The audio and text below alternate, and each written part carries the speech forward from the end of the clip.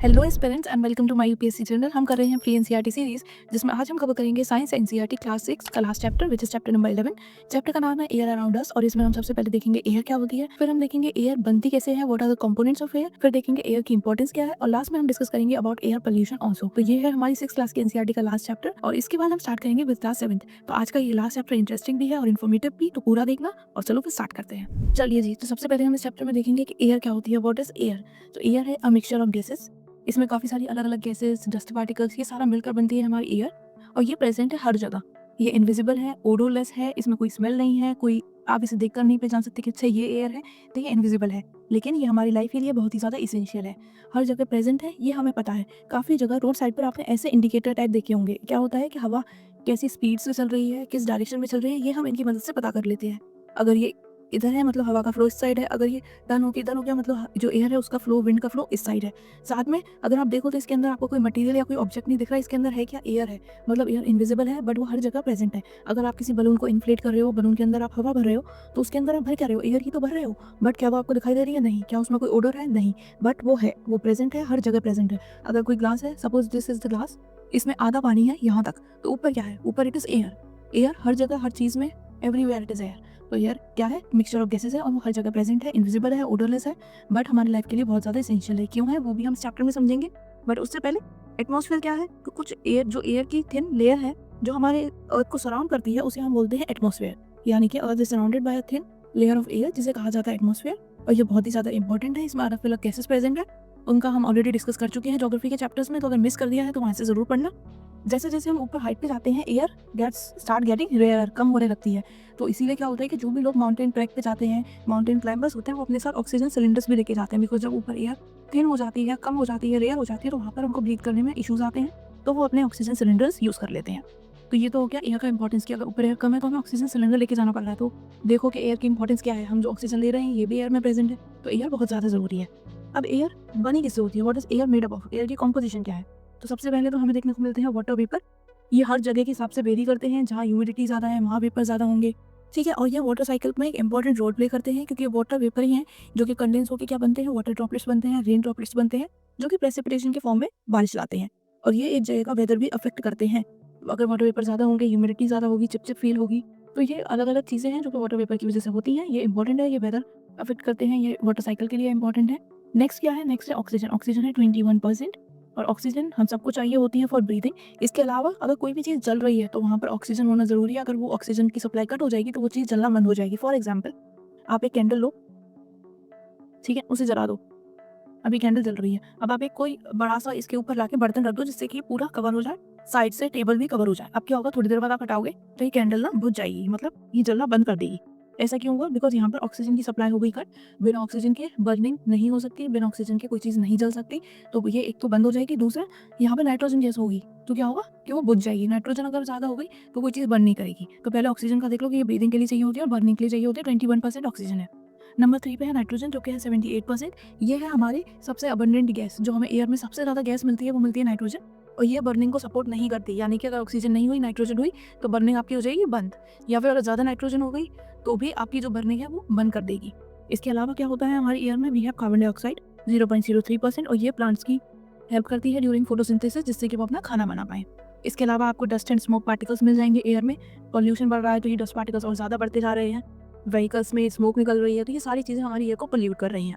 इसके अलावा आर्गन और हीलियम जैसी भी गैसेस हैं जो कि हमारी एयर में प्रेजेंट है। यहाँ पर ये ऊपर नीचे हो गया है, इसे आपको ठीक करना है। जो हमारी एयर का कंपोजिशन है 99%, उसमें नाइट्रोजन है 78% और ऑक्सीजन है हमारी 21%। इसे ठीक कर लेना।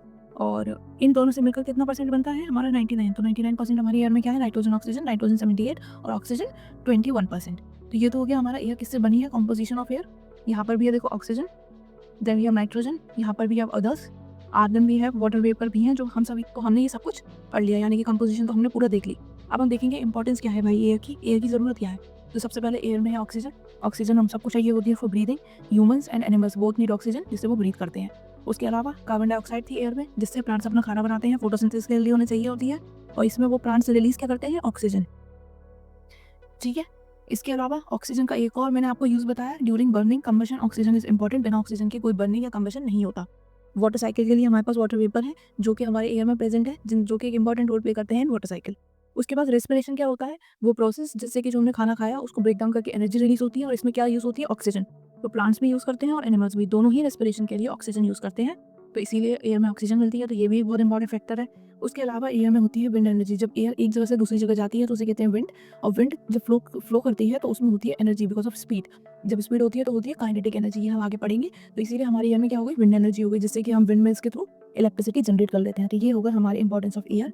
एयर के बहुत सारे इंपॉर्टेंस हैं, ये सारी एक बार पढ़ लेना, बहुत अच्छी तरह से आपको समझ आ जाएंगे। मूविंग ऑन, अब एयर पोल्यूशन क्या होता है, तो जो एयर में हार्मफुल सब्सटेंस आके मिक्स हो जाते हैं तो वो हो जाता है एयर पोल्यूशन। पोल्यूशन क्या होता है, पॉल्यूटेंट। पॉल्यूटेंट किसे कहते हैं, हार्मफुल सब्सटेंस। तो जब हम पॉल्यूटेंट्स को एयर में मिक्स कर देंगे, यानी कि हार्मफुल सब्सटेंस को एयर में मिला देंगे, तो एयर हो जाएगी हमारी पॉल्यूटेड। जैसे कि व्हीकल्स में से स्मोक, फैक्ट्रीज में से स्मोक, ये सारा क्या कर रहा है, ये एयर में डस्ट पार्टिकल, स्मोक, ये सारा कुछ ऐड कर रहा है, पॉल्यूटेड कर रहा है। उसके अलावा हम लोग इतना फ्यूल बर्न कर रहे हैं, गार्बेज बर्न कर रहे हैं, ये सारा एटमॉस्फेयर में जा रहा है, एयर खराब हो रही है। डिफोरेस्टेशन हो रहा है, तो जिस वजह से तो जितना ऑक्सीजन हमारे एटमॉस्फेयर में आना चाहिए था रिप्लेस होकर, उतना नहीं आ पा रहा है। क्यों, क्योंकि प्लांट्स ही नहीं है, तो वो कार्बन डाइऑक्साइड को ऑक्सीजन में कन्वर्ट कैसे करेंगे। तो इसीलिए बोलते हैं ज़्यादा से ज़्यादा पेड़ लगाओ, अदरवाइज क्या होगा, ये बैलेंस खराब हो जाएगा ऑक्सीजन और कार्बन डाइऑक्साइड का। और ऑक्सीजन हमें ब्रीदिंग में भी चाहिए, रेस्पिरेशन में भी चाहिए, प्लांट्स को भी चाहिए, एनिमल्स को भी चाहिए, तो ये बहुत ज़्यादा इंपॉर्टेंट है। इसके इफेक्ट्स क्या होते हैं, एयर पोल्यूशन की ग्लोबल वार्मिंग हो रही है, पूरी दुनिया का टेम्परेचर राइज कर रहा है, बिकॉज कार्बन डाइऑक्साइड बढ़ रहा है, तो हीट ज़्यादा ट्रैप हो रही है, तो टेम्परेचर इज इंक्रीजिंग। तो एक तो हो गया ग्लोबल वार्मिंग, इसके साथ ही क्योंकि एयर पोल्यूटेड हो रही है तो ब्रीदिंग प्रॉब्लम्स बहुत हो रही हैं, बहुत सारी लंग डिसीजेज हो रही हैं बिकॉज ऑफ पोल्यूटेड एयर। साथ में हो रही है acid rain which is very harmful for soil, for plants. ये इन सब एसिड रेन के बारे में डिटेल्स में हम आगे वाले चैप्टर्स में पढ़ेंगे कि इसके कंपोनेंट्स क्या क्या होते हैं, क्या क्या वो पार्टिकल्स होते हैं जो एयर में जाके एसिड रेन का जो है वो रीजन बनते हैं। अब हम देखेंगे कि कैसे oxygen become available for all. अब जो एक्वेटिक एनिमल्स हैं वो क्या करते हैं, वो वाटर में डिसॉल्व ऑक्सीजन ले लेते हैं, उनके पास होते हैं गिल्स। जिन एक्वेटिक एनिमल्स के पास गिल्स नहीं होते वो सरफेस पे आते हैं और वहाँ से वो एयर से ऑक्सीजन लेते हैं डायरेक्ट।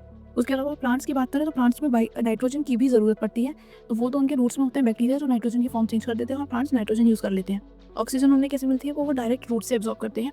अगर आपने कभी सॉइल देखा होगा तो उसमें आपको हल्के हल्के गैप्स वगैरह देखने को मिल जाते हैं, राइट। उससे क्या होता है, एयर पेनिट्रेट कर जाती है और फिर जो रूट्स होती हैं वो ऑक्सीजन को एब्जॉर्ब कर लेती है और प्लांट को दे देती हैं। तो इस तरह प्लांट को मिल गई ऑक्सीजन, और साथ में जो सॉइल में कुछ और एनिमल्स वगैरह, छोटे छोटे इंसेक्ट्स वगैरह रहते हैं, वो भी इसी तरह ऑक्सीजन को ले लेते हैं, क्योंकि जब सॉइल के क्रैक्स के थ्रू एयर जाती है तो वो ऑक्सीजन ले लेते हैं। तो ये तो हो गया ऑक्सीजन सब तक पहुँचती कैसे है। अब जब इतनी ऑक्सीजन यूज़ हो रही है तो ये वापस एनवायरनमेंट में आ कैसे रही है, how oxygen is being replaced, जिसकी वजह से जो इसकी क्वांटिटी है वो कम नहीं हो रही और ये हम सबके लिए सफिशिएंट रह रही है। तो इसमें सबसे बड़ा जो रोल प्ले करते हैं वो करते हैं हमारे प्लांट्स, और इसीलिए कहते हैं कि प्लांट्स मत काटो, ज़्यादा से ज़्यादा प्लांट्स लगाओ, बिकॉज जो ऑक्सीजन वापस हमारे एयर में आ रही है that is because of plants. कैसे, ऑक्सीजन हम ह्यूमन्सनली, एनिमल्सनली हम ब्रीदिंग में ऑक्सीजन यूज़ करते हैं, और हम रिलीज क्या करते हैं, हम रिलीज करते हैं कार्बन डाइऑक्साइड। अब कार्बन डाइऑक्साइड बढ़ जाएगी तो इस कार्बन डाइऑक्साइड का क्या होता है, ये प्लांट्स यूज़ करते हैं। कार्बन डाइऑक्साइड की मदद से वो अपना खाना बनाते हैं, उस प्रोसेस को बोलते हैं फोटोसिंथेसिस, और इस प्रोसेस में प्लांट्स क्या रिलीज करते हैं, वो वापस ऑक्सीजन हमारे एटमॉस्फेयर, हमारी एयर में रिलीज कर देते हैं।